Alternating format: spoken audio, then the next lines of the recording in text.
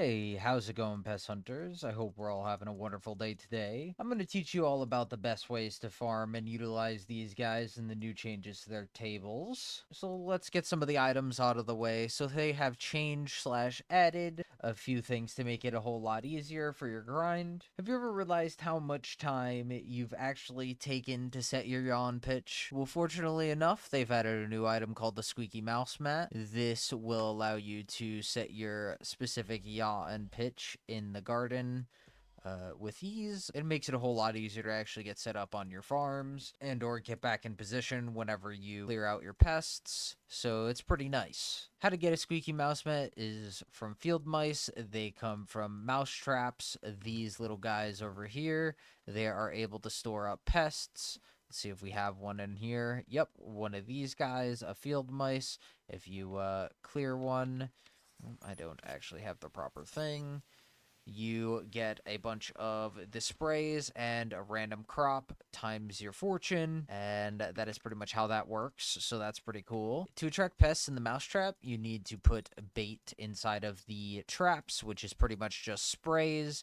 It's really that simple. You just give it a little bit of time, and these little critters will spawn on in. Every 10 to 20 minutes, you get a spawn of 9 pests in all of your mouse traps. These will insta-fill while you're on your garden. While you're off your garden, every 10 to 20 minutes, you'll get a pest spawn in each of the traps. Previously, you used to get 3 spawns of pests, 1 per trap, every 10 to 20 minutes, which they have given it a huge buff now, which is wonderful. The traps are also affected by Enderman Slayer 9. They increase the chances to spawn field mice with Enderman Slayer 9. It increases the elusive mobs to appear, meaning field mice are boosted if you have it. With the normal pest traps, the buff that's added is 15 weight to get a field mouse, and with the mouse traps, which is the higher tier, it adds a total of 45 weight to get a field mouse. Field mouse have a buff chance to drop dung dye. It used to be 1 in 100k, and now it's 1 in 50k. These baits can pretty much be swapped on out to any other spray. Each time a pest spawns, a spray is consumed. The spray inside of the traps will allow it to attract a certain type of pest. Say I have dung in here. It's not guaranteed that I'll spawn a beetle or a fly. It's just more likely that I will. The best spot to situate your mouse traps is the 4 sides of your barn plots as you teleport right in front of the mouse trap. All you need to do is place them right here so you spawn right in front of them. Just like that. Field Mouse now grants you 1.5x more than any other pest. I highly suggest doing this as it can help you out in certain contests a whole bunch more than you realize. If you're confused on what the previous meta was, feel free to check out some of the previous pest videos I made here or in the description. But let's get on to what's different. So, some of the new items here are the Pest Hunter equipment. The only equipment out of the pest hunter items that you will not use is the cloak, but they all go into museums, so that'll be some Skyblock XP for you. You'll end up replacing the cloak with the squeaky pest vest.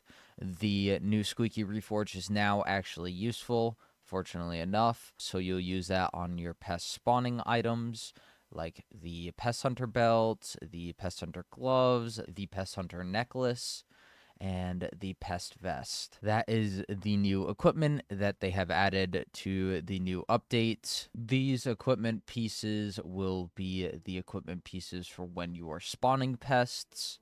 So at 2 minutes and 20 seconds outside of Finnegan and 1 minute and 20 seconds during Finnegan, you will swap these on. Just a really important note, you will need Pest Eradicate Finnegan for it to be 1 minute and 20 seconds. Otherwise, it will be 2 minutes and 20 seconds for a pest spawn. And then you will change out your fortune equipment. Fortunately enough, ZORRO'S cape is not that big of a difference from the Lotus cloak, I think it is. So the only one you will not use unless you do not have ZORRO'S cape is the Lotus cloak, and the Lotus cloak will be green thumb 5. ZORRO'S cape, I'm pretty sure, is like a 4 fortune difference, and then an even larger difference inside of a contest because ZORRO'S cape will be doubled. ZORRO'S cape will be significantly better. So this is why this is significantly better, so you don't have to waste the extra 100 mil on, actually, I think it's like 90 mil on 4 fortune, I think it's like, hold on, actually, Gotta find it here, and I'll go tell for sure. So outside of a contest, you gain literally one more fortune.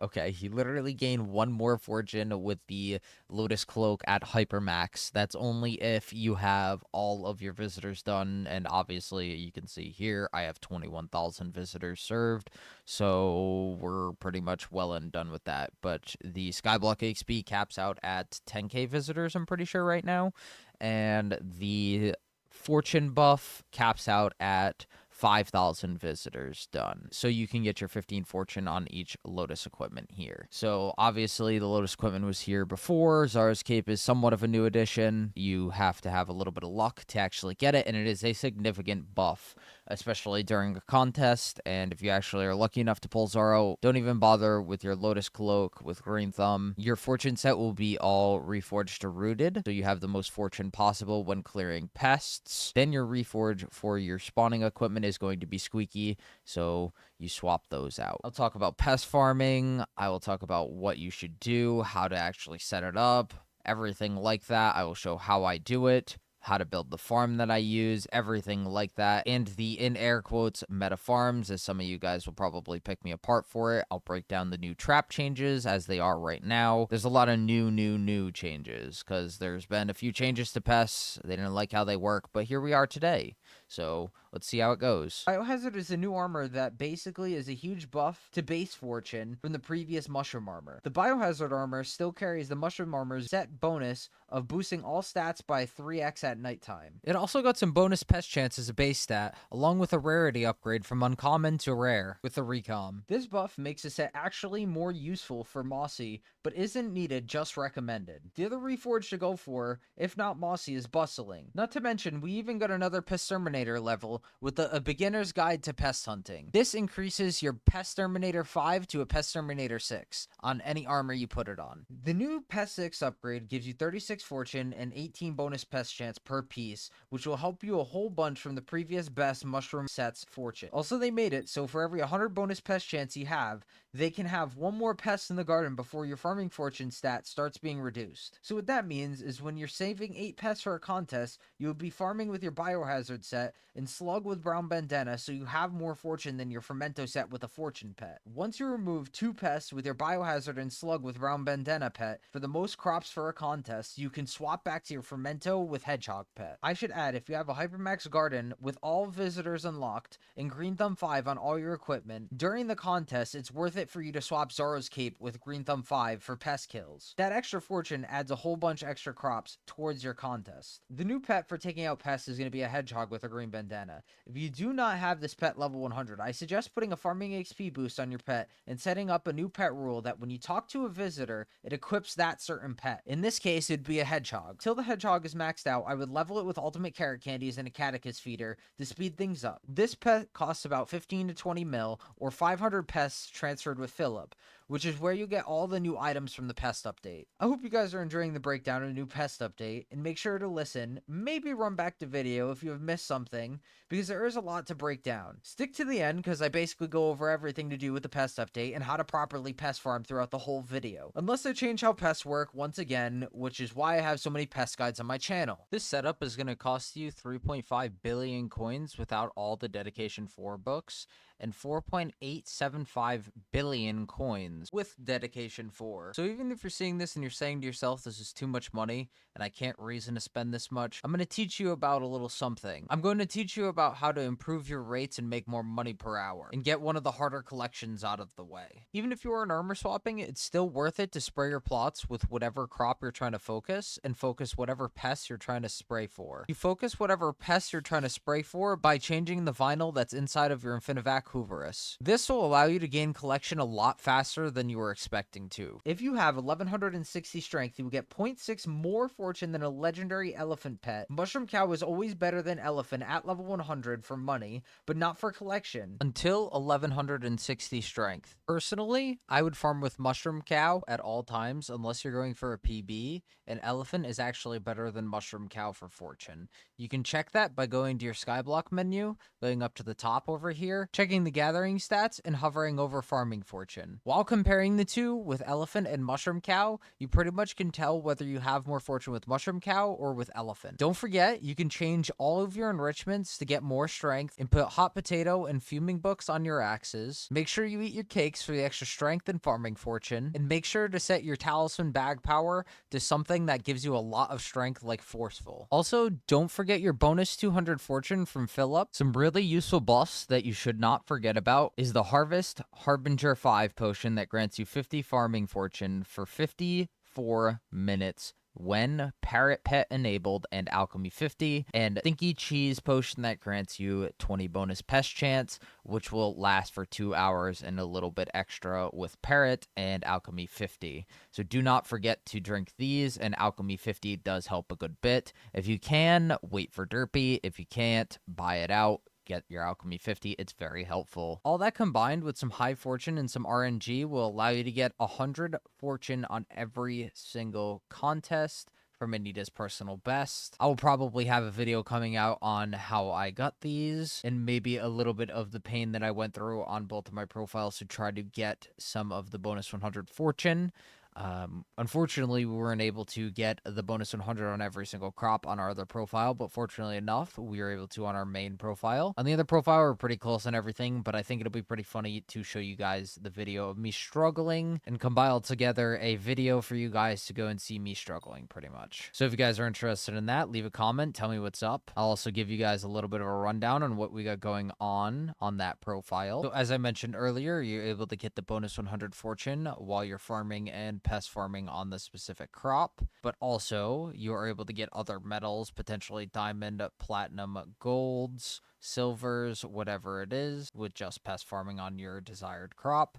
All you have to do is change your finals, change the spray, change the sprays in the traps, and pretty much you're able to contest and compete in any contest you'd like. Each contest is about 1.5 mil per diamond, so doing pests that align with the contest up next is going to yield you a lot more coins. So I'm going to mention this right now. I do like to farm cocos, as I like to utilize that cocos are better selling crops bazaar. Also, it no longer matters if you are farming a 2 tall crop. Previously, it used to matter if you were farming a 2 tall crop, and it would actually help you spawn your pests faster. Now, it does not matter what type of crop you farm with, as long as you're equip swapping and set swapping, you will be totally fine. This farm is basically a modified 7.0 Grooveman Dan's farm, but the person to modify it is Sight. He has added the extra help on the lane transitions, and the idea with soul sand and the D-held farm. Where Cocoa Farm starts is basically how the doors are going to be placed. Where you want it to start will depend where the doors are. Or if you want it to start from a certain side, just think of it like a S-shaped farm, and just think of it like travel lanes, like you're traveling down the road in a car. That method works best for me. Personally, I just use that like S-shaped or driving down the road method just to make sure, hey, this is how my farms are going to work. And if I do mess it up, it isn't that hard to fix it. So when you start out the farm, you're going to do 2 blocks of soul sand. On each of those sides of soul sand, you are going to do 3 tall dirt. And then you are going to do 3 tall jungle logs, and then you're going to place your cocoa beans. Then you need to place your trapdoors against this wall like this. If you are having a D-held farm, you have your doors placed up against the wall just like this. All you'll need to do is just align yourself on each lane and make sure that you are walking to hit a fully grown cocoa from your starting side and moving into the next transition of the lane, and then just follow that pattern all the way through. Before doing any of your lane transitions, place all your iron doors on the first plot and then copy and paste the first plot to the second plot to make it a whole lot easier for yourself, so you do not need to place a bunch of doors. Then you start on your lane transitions. At the end of the lane switch, all you'll need to do is remove 2 doors, place a magical water bucket in both of these blocks, and for the first row, you'll need to place your first 2 iron doors on the outside of the first lane, and then copy all the way through. This is basically so you'll move a lot faster through your lane transition and already get you moving to your next lane. The water needs to be flowing the same way in the directional key that you're moving. So if you're using an A-held farm, the water needs to move to the left, and if you're using a D-held farm, the water needs to move to the right. If you have tasty cheese spray and you want a bunch of slugs, you can change the vinyl, and I would suggest saving the slugs for about 15 minutes before the contest. Once your spray runs out, spray plant matter or whatever pests you're specifically trying to spawn. Just make sure you're changing the vinyl as well as the spray to better your odds of getting a higher medal. With the specific spray and the vinyl played for whatever contest you're trying to get the bonus 100 fortune. You're going to need some high fortune and some really good luck. I mentioned this in the previous pest video that I had made, but each pest kill will reduce your base farming timer for visitors by 30 seconds. Not the timer that Skyhenny tells you when you're farming, but the timer on tab list. I suggest accepting visitors that are 7k coin to copper ratio and under. Those are the visitors that you're able to actually make profit on, and it's not a total scam whenever you accept their offer. Copper is used for composter and crop upgrades, which will help you so much in the long run. If you guys are enjoying the video, please help me out by leaving a comment, liking, and subscribing for me. My team and I work really hard on making sure these videos are up to date and are clean and easy to follow. If you guys are looking to chat with me, hop in my Discord, which is in the description. Hope to see you guys in the stream. Have a great day or night. Enjoy the rest of the video. So now that we got most of the items and things to do out of the way, another farm design brought to you by Site.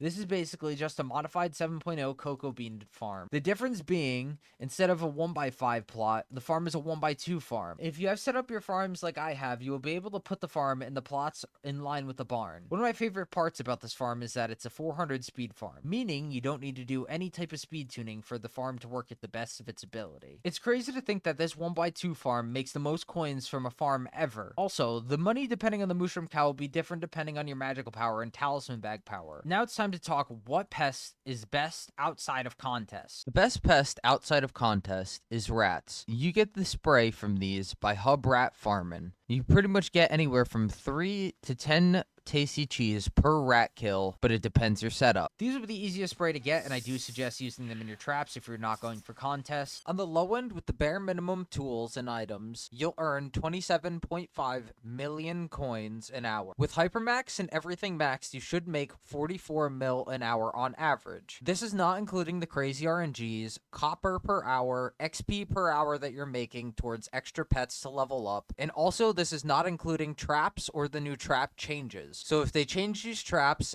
how pests work currently, with the instant spawning, with the equipment swapping, you should be able to make 44 mil an hour with the Hypermax setup at all times. This is on average numbers in total for different fortunes, so expect the higher numbers, the more fortune and uptime you have farming. This method does take a bit to get used to, but it does make a significant amount of coins per hour. These numbers may not stay forever, but you can still expect this to be the meta for pest spawning and clearing pests. I hope you guys enjoyed the video, and if you guys did, help me out by leaving a like, subscribing, and commenting on the video. Feel free to join up our Discord where we send notifications every single time we go live and host giveaways. Feel free to hop on in and hang on out. Take it easy, fellas, and peace.